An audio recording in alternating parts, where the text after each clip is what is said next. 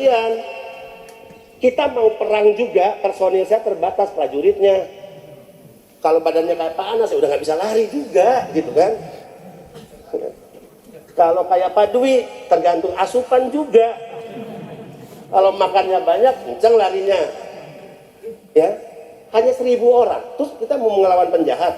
Terus kita mau ngurus 514 kabupaten kota, 34 provinsi, nggak cukup kita. Makanya saya gandeng Polri, saya gandeng TNI. Ya.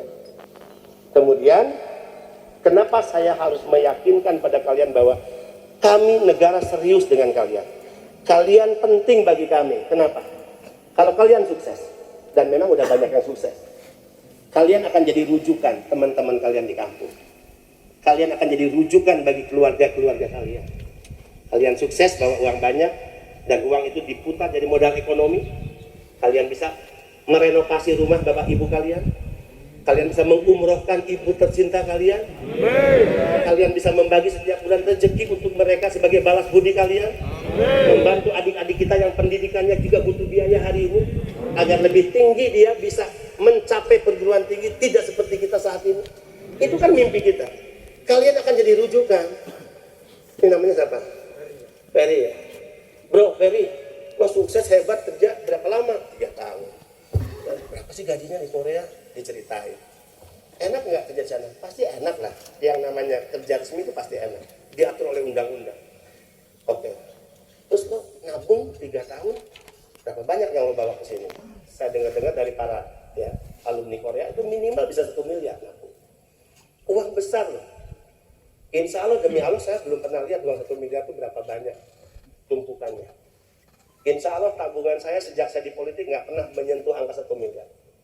Paling banyak tabungan saya nyampe 100 juta boleh. Tapi 1 miliar itu banyak banget menurut saya. Ya, banyak ya.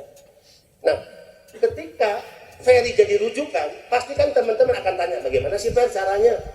Gua berangkat, dijelasin. Tahapannya seperti apa sih yang lo ikuti? Dijelasin. Nanti gua datang kemana dong kalau gua ingin berangkat? Diarahkan oleh Ferry. Ferry dan kalian yang menjadi rujukan orang-orang banyak teman-teman kalian yang ingin berangkat secara resmi, berarti kalian sudah menjadi juru bicara pemerintah, juru bicara BP2MI, mensosialisikan bagaimana bekerja secara resmi, dan itu adalah cara kita melawan para sindikat yang mencoba mempengaruhi masyarakat untuk bekerja secara pidana. Jadi kalian ini penting bagi kita. Kalau kalian ini penting, maka nggak mungkin kita mengabaikan kalian.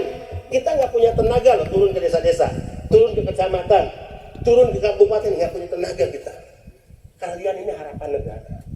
Makanya waktu saya dilantik oleh Presiden, beliau pesan, Mas, tolong ya lindungi PMI dari ujung rambut sampai ujung kaki. Itu kalimat Presiden dan itu menjadi jargon perjuangan kita hari ini. Lindungi PMI dari ujung rambut sampai ujung kaki. Itu kata-kata Presiden yang bolak-balik pada saya. Saya langsung jawab sebagai pembantunya, siap Pak Presiden, tugas merah putih ini akan saya emban dengan baik. Saya pikir saya udah bisa pulang, masih ngobrol 15 menit. Agak emosi beliau. Beliau ini kan pemimpin yang gampang emosi jika ada hal-hal yang nggak beres di lapangan. Beliau kemarin emosi. Saya rapat dengan seluruh kepala daerah, pimpinan kementerian lembaga, dirut-dirut BUMN. Tapi emosinya positif. Beliau marah, emosi.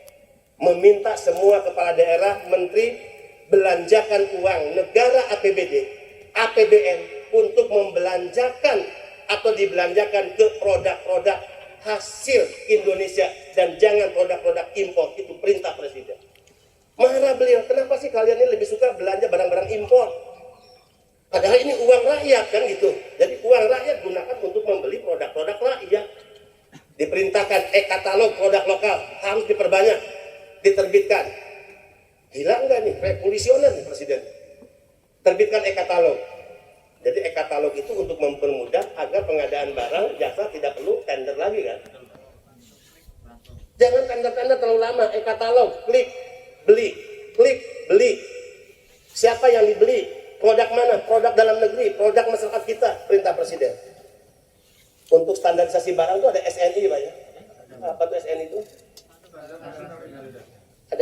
Kalian tahu SNI ya?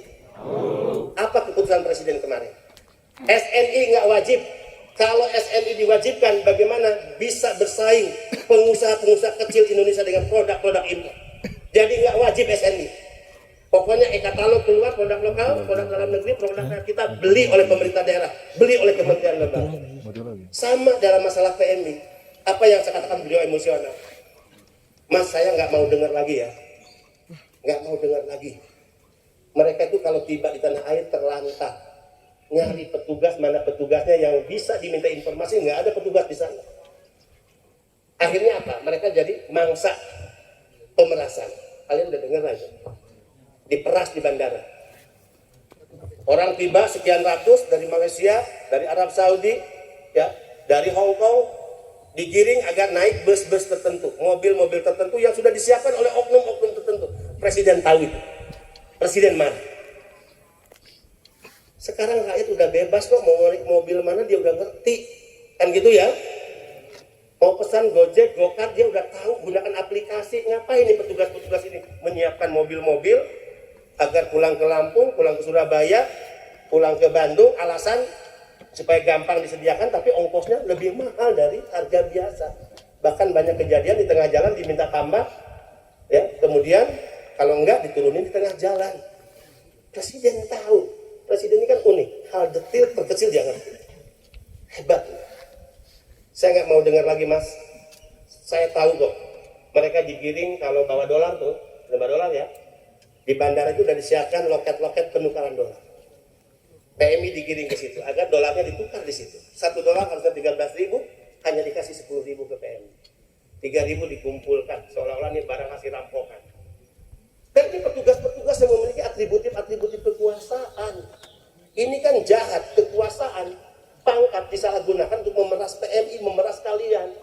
Enggak boleh lagi ada kejahatan seperti ini. Itu perintah Presiden. Sehingga kita ingin lebih menertibkan dengan cara apa? PMI dipermudah. PMI dibuat murah biayanya. PMI diberikan fasilitas. Dan PMI status derajatnya dihormati, bagaimana negara juga menghormati para pejabat negara di negara. Jadi kalian